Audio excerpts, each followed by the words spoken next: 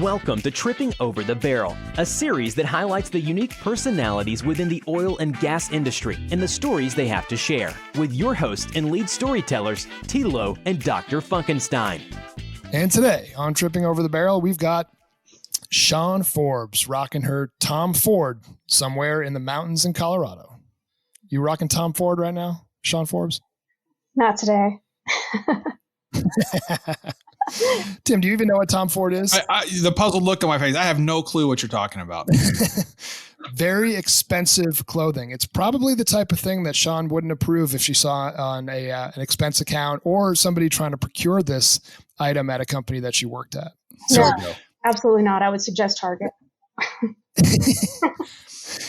This is going to be fun. Shawn Forbes and I met about a year ago at a really great place. That was the Green Russell in Denver. One of the first places I'm going to go back to when they open it back up. But basically what happened, Tim, was Corey Scott was in town on some energy link business. Yeah, friend. Yep. And I was like, Corey, I'm going to take you to some of my favorite spots in Denver tonight. So where did we go? We hit Los Chingones. Love that spot. Mm-hmm. Where else did we go? I think we got a slice of pizza at Famous Jay's a little bit later, one of my favorite late night pizza spots. I'm like, all right, how about for a nightcap for a drink? You ever been to the Green Russell? I said, I don't think so. I said, all right, we got to go to the Green Russell. We're going.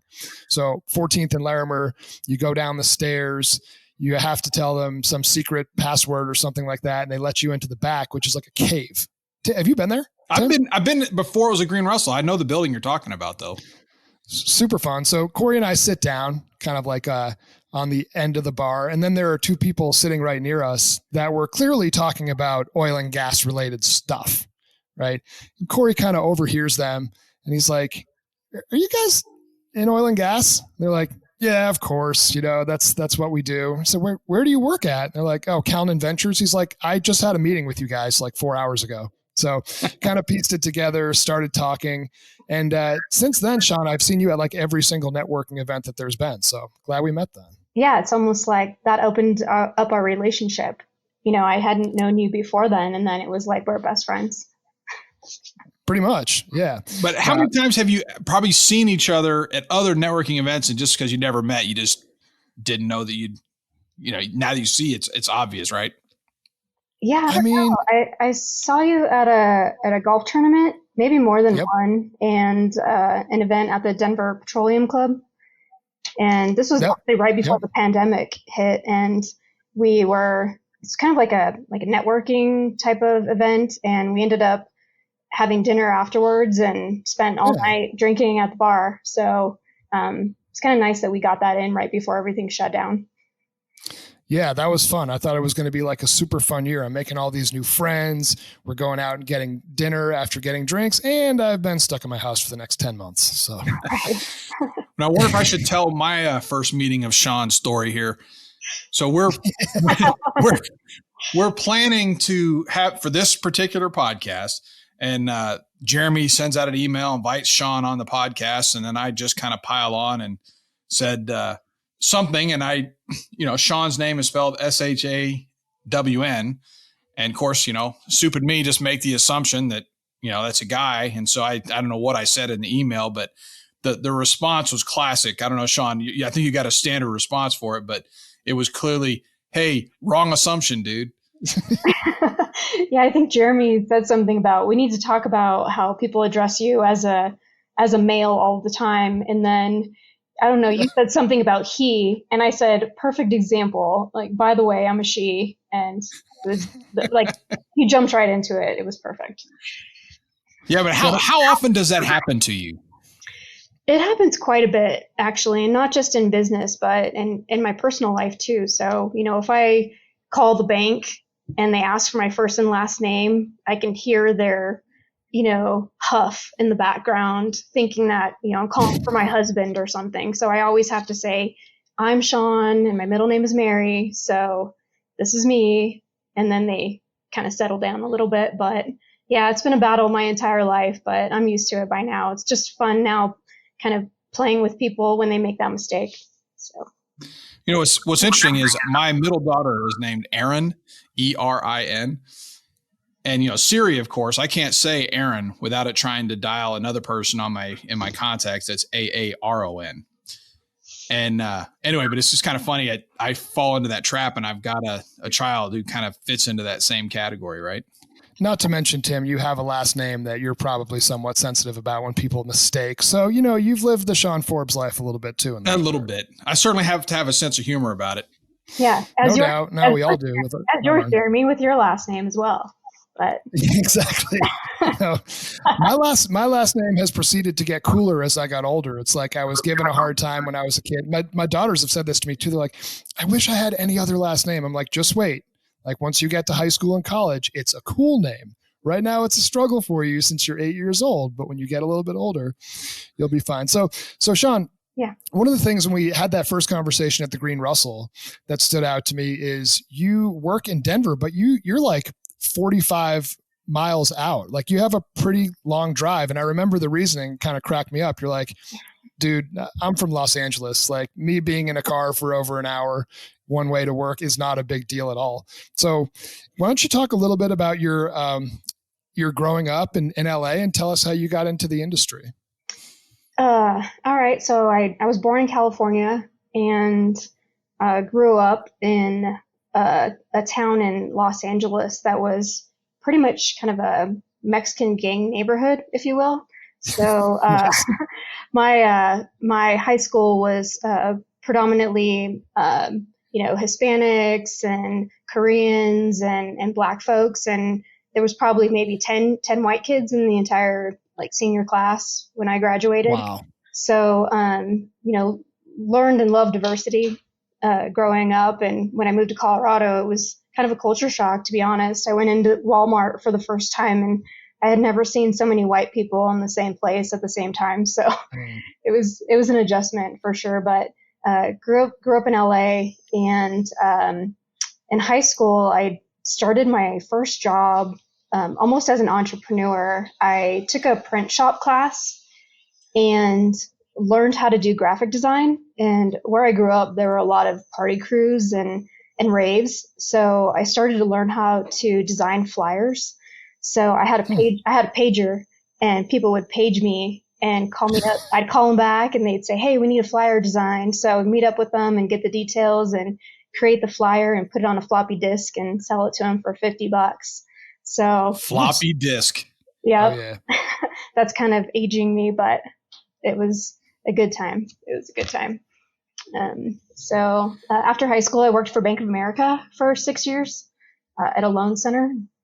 So I worked in finance and customer service there. Taught me a lot about how to deal with people. And I think that's sometimes why I like to give salespeople advice, just because I think the way that you talk to people can really establish, a good or bad relationship from the get-go. So worked for Bank of America, and then I had my first purchasing job in 1998. I was a clerk for an aerospace company and have been in procurement ever since.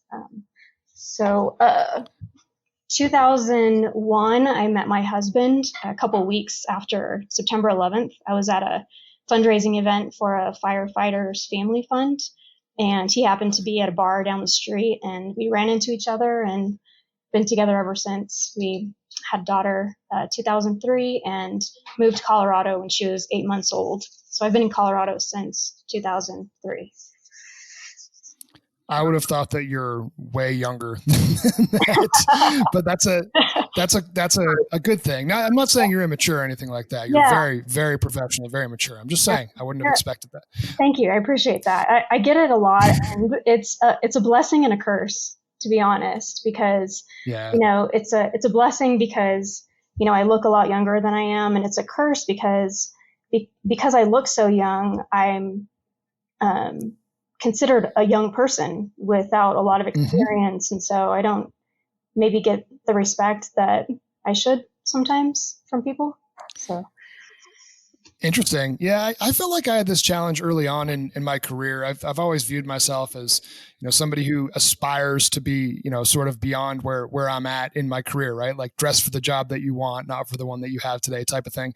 And it was challenging for me being, call it 23, 24, 25, and having bosses who had kids that were maybe 17 or 18. And they're just these like punk high school kids. And I would notice the way that they talk to their sons on the phone was the way that they talk to me. And then I leave the room and the 45-year-old sales guy comes in and he talks to him like an adult. I'm like, no, talk to me like that.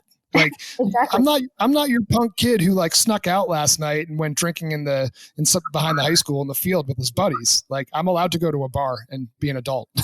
I have a similar kind of story. When I started, I was doing technical presentations to senior reservoir engineers and things like that. And I kind of always felt like I was at 25 years old, not being taken seriously. And that's actually when I started growing the beard that I have now, the goatee. And I always said I was going to grow the beard to look older. And then when I get older, I was going to shave it off. But, now of course it's become part of the personality and my kids will revolt if I shave it off. But now it ages me. Now I need to shave it off to look younger. I feel like you did shave it once when we were working together. I'm like, what's going on here, Tim? We did that for No Shave November. So we were going to grow. We had the guys and we all got together. We shaved everything off and then we started anew. So I actually grew a Fu Manchu that November. That was fun. No, I remember that. Unfortunately, this year I didn't see anybody in November, so it wouldn't have mattered. So Shawn, with when did you break into oil and gas? So you had the Bank of America thing. You moved to Denver 2003. You had the procurement purchasing background. How'd you get into the industry? Yeah, so I stayed home with my daughter for 3.5 years. So there's kind of a gap in my job history there. But after about 3.5 years, I was ready to leave the Wonder Pets and Dora the Explorer behind and go back to work. So my husband does home construction, and through that we meet a lot of really great people. And one of the folks he met, we had a mutual friend who was the president of a pump distributor and like fabricated skid package sales company. And they had a position available and I applied for it and interviewed and got the job. And it was kind of like a low level data entry, a little bit, well, a lot kind of less lower than my skill set, I would say. But after a few months, I was promoted pretty quickly into managing all the procurement, and then eventually was the project manager for all the engineered packages. And then that company sold a lot of skids to oil and gas clients. So that's kind of my first step, working for a supplier actually. So from there, I went to an engineering firm. I worked for Forerunner that was eventually purchased by URS. I worked there for a few years, and then went to work for Encana. I worked for Encana for 4 years, and there I supported about 12 different operating areas in 10 states in oil and gas. So I got a pretty good experience supporting, upstream and midstream work there. And then I went to Whiting and did midstream capital projects up in North Dakota. And then we were sold to Tesoro. Tesoro, before it was changed to Endeavor, and now it's Marathon. I worked for the logistics team, and they're also a downstream refinery company. So it was pretty good exposure to get me exposure to upstream, midstream, and now downstream, and engineering, and working for a supplier company at the time. So in my mind, I was kind of like this well-rounded oil and gas procurement professional, very flexible with the types of projects that I was supporting. So from there, I went to Discovery Midstream.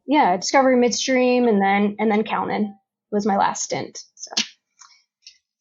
So I'm looking through your profile and listening to the company names. In your procurement world, were you mainly procuring equipment, pipes, and things like that, or did you ever venture into the technology side, or what were you guys in charge of trying to get? Pretty much everything. I mean, I've purchased office furniture, leased trash dumpsters, I've bought printers, from frac services to building compressor stations, pipe, I mean, you name it, anything related to oil and gas, I was involved in, negotiating, contracts for software services, all kinds of good stuff. It strikes me that in that type of role, you really need to understand the fundamentals of the business, right? Yeah. People can't really get away with just frivolously buying stuff because you're going to be the one that has to provide the checks and balances at the end of the day. That's pretty neat. Did you have a preference between doing upstream, midstream, downstream field services stuff, or is it all sort of the same thing? No, it's very different. Midstream kind of has a bad rap. The drilling and completions guys don't think that midstream is very sexy. They think that what they do is very sexy, and it is. It's very high spend, high risk. But once you get that oil and gas and water out of the ground, someone has to move it. So that's where the midstream, part comes in. So I always say both sides are equally important in the value chain. But I really like midstream. I love midstream. I think vendors are a lot more fun, and I can do midstream in my sleep. It's easy for me. The other categories are much more challenging, which is also fun. I mean, I love challenges, and especially in this market. When COVID hit and my company was losing money. I had to find creative ways to save money. So that's kind of where I thrive. Yeah, that's a very important position, particularly in the downturn. Right? I mean, I would also think that it's important when there's upswings as well, because I was talking about this with my boss at the Devon Tower a couple of years ago. And it's like, when things are really good, you're building buildings like the Devon Tower. When things are really bad right now, you're looking for any way to cut beyond just people. It goes completely across the board. So you ideally want to manage the upswings as much as the downswings. After Calnan, you've started Oilfield Sourcing. Can you tell us a little bit about your company and what exactly you're doing since going off on your own? Yes. So oilfieldsourcing.com is a oil and gas supplier directory. So it's kind of a selfish project for myself, being in procurement and, bouncing from basin to basin. And, when I go to support a new basin, I don't really have a good handle on what the vendor base is out there. I kind of have to rely on my guys out there. And, Northeast Pennsylvania is a perfect example. The wells that they were operating out there are so remote that there were a limited amount of support and service companies out there. So for me to be able to find companies in that region took quite a bit of time. I would have to, network with other salespeople from other companies. I would talk to the frac guys and I would say, hey, who's doing wireline out here? Or, where can I find a good pipeline construction company to build a little gathering line? And they kind of knew, but, they didn't really know. So anyway, I wanted to build a tool that was online and I could find suppliers and service providers in a certain region with just a few clicks of a mouse. So my goal here is to create a really nice directory of companies so that people like me, like buyers and engineers, can find the companies that provide the services and products that they're looking for very quickly. The website That's awesome. Yeah, thanks. I'm excited about it. So I just hope people get on board because there's business listings that start at free. So there's no excuse for companies not to try to promote their company. So and then companies can also list surplus equipment for sale, and they can also post events. So events is another big thing on my website. I advertise all oil and gas industry events. So if you're looking for something to do or want to plan ahead to sponsor an event, you can find them on my website. So it seems like you in starting this, you've kind of entered into Jeremy and I's world. You've now moved over to in a sales way. You're trying to bring in clients to your site. So how's that transition been? Going from dealing with salespeople to kind of almost doing it yourself, bringing people together to get onto your site? What's that been like? Yeah, it's not as easy as it seems. So much respect to you guys for sure.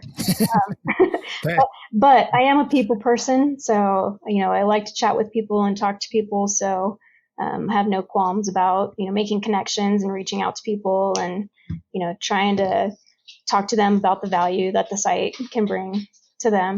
So, but definitely the other side of the fence and not easy. So it's a nicely designed website. It fundamentally makes sense to me. Is there like a large scale competitor or anybody else doing this, or did you kind of bring this to the fold and you're the only one? Yeah, there are a few others out there, but the one that I like to talk about the most that I have a lot of respect for is Don's Directory. And back in the day, I mean, that was the Bible. Like everybody had Don's Directory, everyone was in it, and it catered not only to procurement people looking for service companies, but it also listed all of the E&P companies and the operators. So salespeople wanted to get their hands on this book too, so they knew who do I call at Kinder Morgan, who do I call at Williams. It had all of these company contacts in there, but it was everyone had to pay for it. And for me, I would get kind of ticked off and I'd be like, well, why should I have to pay to find companies that want to sell things to me? So my website's free to search and it's also online. So it's live. I think Don's Directory was a print. They focused on the print version. Yeah. They also had an online version that is a little old school, I guess you could call it. But so I'm trying to bring that to a more of a modern platform. Yeah, I remember with Don's Directory, actually, I guess I must have hooked up to a procurement person at some point, and they were ticked off that we weren't in the Don's Directory. And so I had to go and quickly create a posting and get it in there. And I don't know if I had to pay money for it or what, but it was interesting how they were upset that we weren't in there. Like it was a prerequisite to really doing business with them. You needed to be in Don's Directory. It was crazy. Yeah. Yeah. No, it makes sense to me. I mean, God, and they've got money from both ends, right? Right.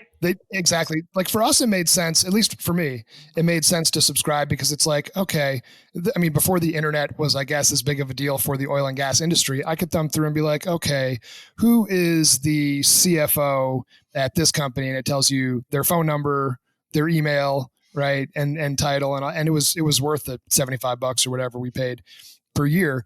But I remember my first day at Bolo, I showed up and I'm like, well, who do I call? They're like, yeah, Salesforce isn't that built out, but you got this book right here that you can look at this book and find some names. I'm like, all right. I mean, it's 2008, but I guess I'll just go to this book and welcome to oil and gas. And if I remember right, it was always regional. So I had to choose which region I wanted to put Value Navigator in, Right.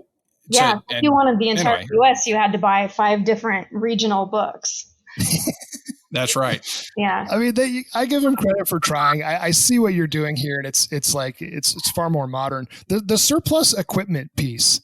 Yeah. How do you get that information? Do people actually go in and list their extra equipment and be like, I need to move this stuff so that I'm not paying, losing money with it sitting in my, in my garage or whatever? Yeah. I mean, the site is fully automated by the user. So, I mean, if you had, let's say you have a forklift that is sitting around and you want to sell it, you log on, create an account, select, which level of advertising you want, and you basically populate all of the information, upload pictures, and any leads go directly to you. So I'm not acting as a broker or a middleman. Wow. I'm just providing advertising space for people to list equipment. So I'm hoping that provides companies an outlet to, sell some equipment and recoup some capital.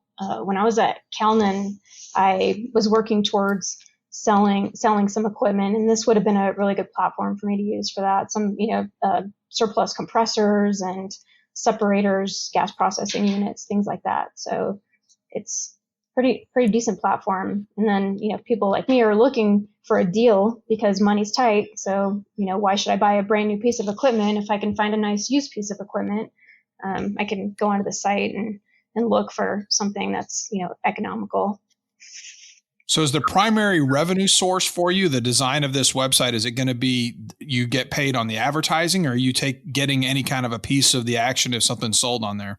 Nope, just the ad space. Just the ad space. Well, good. Yep. Well, I mean, best of luck. This is a really good idea. And like most inventions or innovations, it's usually change that's born out of pain. So you lived this. Yeah. So you're not the only procurement person or service company that's trying to provide something, and bringing them together makes a ton of sense to me.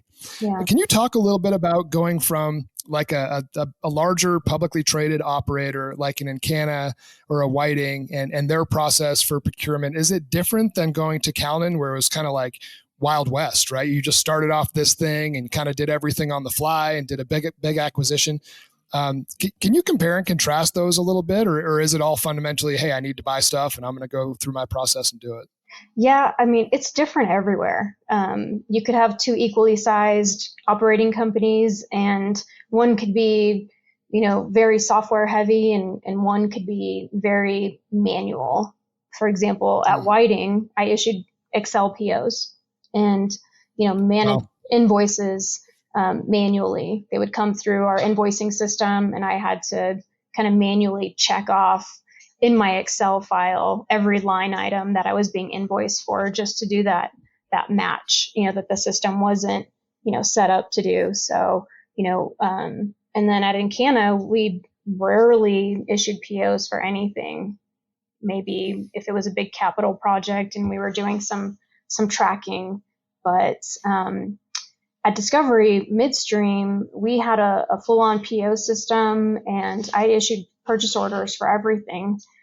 And so I don't know, it's just different, at every company and what their goals are and how they want to utilize their resources and their resources time, and the risk associated with whether we issue POs or not. So it's just different.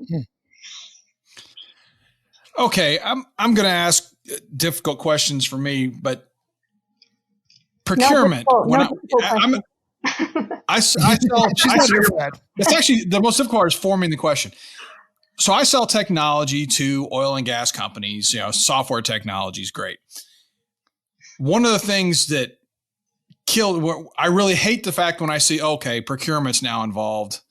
Oh man, now it's going to take a while. I get a little bit frustrated. So I don't want you to answer that question. I want to talk about your frustrations with guys like me, in the sales process. What is the number one pet peeve you've got from a procurement looking at salespeople who are coming in to sell this technology? You want one thing? She could write a book about this. I know. Let's get into the good ones. That's a really tough question because, I think it depends. I mean, if you're talking about technologies specifically, I don't know. I think maybe the worst thing that I've dealt with technology salespeople is, trying to sell me technology that I don't need, or that I don't have the resources, to use that software or that technology, or, something I don't understand. If I approached you and said, hey, I'm interested in your software, let's go. But, if you guys are approaching me all the time, for something that I don't need or I'm not currently sourcing, then that's kind of a pain. But I don't know. So you said you like to give advice to salespeople. What is your best piece of advice for sales guys? Oh man, I actually just posted a blog post today, and it's called "The More is Not Merrier," and it basically talks about multiple people from one company contacting me. So it's almost like there's intercompany competition, and there's really no communication within a company. They don't have a dedicated account person. So I'm just getting kind of hit from every angle with different salespeople, and not just salespeople. I'll have principals or executives at a company reaching out to me. I'll have field personnel reaching out to me, and it's just kind of like, I don't need 6 of you guys, reaching out to me. Let me know who my contact is, and we'll go from there. So I think that's one of the pains that I suffer, just because, my time is limited and I try to respond to everyone, and I just can't sometimes. And it sucks that I'm put in that position, You've got I actually do read a lot of your blog posts, I think because the titles seem to be pretty captivating, but a lot of it's really true. I mean, the whole bullet points are your friend thing, right? Yeah. It makes so much sense. And it took me so long. I used to write these novels, and it's like, just sum it up, dude. Like any sales book that you read, it's like, make your 3 points, right? And move on. And that's all I really need. Don't tell me how this is the greatest bread slicer ever created, because I don't need that. I just need to know in a very concise way exactly what it is. Yeah. What is it? What does it do, and how will it help me, and how has it helped others? That's important. Totally. So I am curious. Did you go to a lot of the sales presentations when vendors would come to the office and start pitching stuff, and it's like, hey, this might be a 7-figure, 8-figure purchase. You should be in the room? Or would it get to you after that point and they say, well, we've made this decision, and you're like, have you negotiated? Should I negotiate? What are we doing here? Sometimes yes, sometimes no. Yeah. Just depends on the service and the engineers that, want control over everything. So once they realize I'm on their side and on their team and not trying to dictate things to them, then I'm brought in as part of the team. But it takes a while for people to understand that about me. Have you ever had to basically make a deal fall apart because the terms were outrageous, or it just put the company in such a poor position when it got to you? Did you ever get to that point in these procurement conversations? I know that there have been times where, a contract has been negotiated and I get the final pass at it and basically start all over again, just because I don't think that, the pricing was calculated accurately, or, they were giving us a fair price for the current market conditions, or, whatever the case is. But there have been times where we've started over.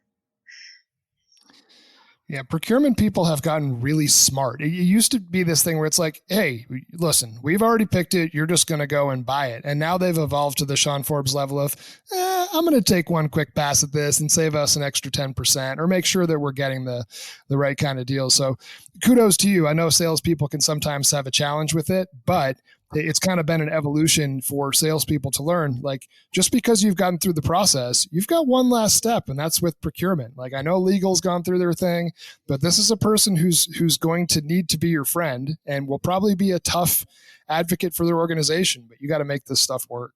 Yeah. And I ask a lot of questions, and I like to learn everything that I can about every category of service or product that I'm buying, just so that, like you said, when I am speaking with salespeople, I'm pretty educated and can be effective in my negotiating. You can't just kind of come into a negotiation blind, not knowing anything about the product or service.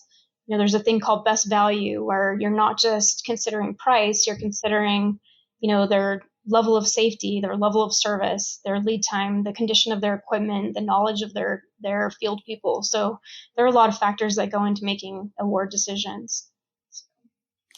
So I've got growing up, take you back to the beginning. So you grew up in California, high school, first few jobs, and ultimately moved to Colorado. But what was your perception growing up? And specifically, we've asked this question before, but you might have a different take given, where you already said your background was going to a very diverse, high school and neighborhood. What was your perception growing up of the oil and gas industry? And what would you have thought of your older self when you were younger, when you would tell her that, hey, I'm in the oil and gas industry? What was that like for growing up at that age in California in your area? I'm ashamed to say that I was oblivious of the oil and gas industry and just energy in general. until I actually started working in the industry.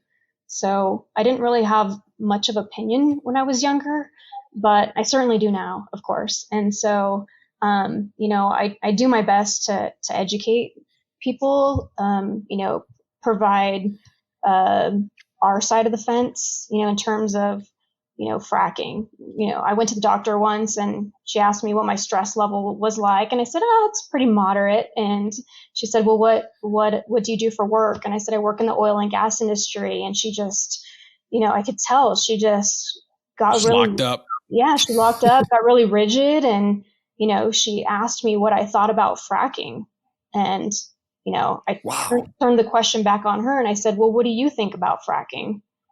What do you feel? What do you think about it? And where are you getting your information from? And from there, I proceeded to talk to her about, the regulations and the reporting that oil and gas companies have to do. And, by the end of our conversation, she was a little turned. So pretty happy about that. But I think it's our responsibility. It's our responsibility. Yeah, I found educating people in a scholastic way rather than getting an argument it does work. Don't be too challenging to them. But sure. So when you grew up, I'm looking at where I think you grew up. Generally, you said LA County at one point. Were you aware of the large oil and gas developments right there in the neighborhoods close to in and around where you were? Because they're pretty well hidden at times. Oh yeah. Yeah, not where I grew up. We were very, very, very residential with, it's the concrete jungle, no field, no hills. If you were to get a little bit further out to Long Beach, that's where you would start seeing some activity with the offshore rigs and, just the port there. But I didn't really venture out that way when I was younger. I remember, and at the time it was owned by Stocker Resources, going into a neighborhood, driving around the corner to go. I'm trying to find a field office for Stocker Resources, and you turn the corner. I mean, you're in a proper neighborhood in LA. You turn the corner and suddenly there's a giant oil field that's, privacy fences around it, but you're in the middle of an oil field. It must have been a couple hundred wells in there. And I was surprised that, until you turn that corner, you had no idea. And I think a lot of people in those areas didn't even know they're that close to oil wells to begin with. Brea, California, for instance, is another area where you just kind of get to the top of the hill and look down and suddenly there's wells everywhere. But when you're in the city of Brea, no idea that the wells are there. Yeah. I mean, I actually worked in Brea when I worked for Bank of America for 6 years, and I can't remember seeing one, but that was back in, 92 to 90. Well, that field in Brea was discovered in 1924, I think. It's one of the first fields in California. And they hide it well. Yeah, it's really, it's very well hidden. And there's naturally occurring seeps right there in the town of Brea that if you build your house, if you dig too deep in your house, you're going to hit oil. Wow. Yikes. They're about some property. Yeah. Royalties all day. Yeah. Yeah, 7 barrels a day for life. Shawn, this was fun. Definitely enjoyed getting your perspective on the procurement side of things. I encourage everybody to check out Oilfield Sourcing, particularly the blog if you're a salesperson. And I wish you the best of luck with the site and have a feeling that we're going to be doing some more negotiating over business deals one of these days. I hope so. Nice to meet you, Shawn. Thanks, Tim. Thanks, Jeremy. Appreciate it, guys.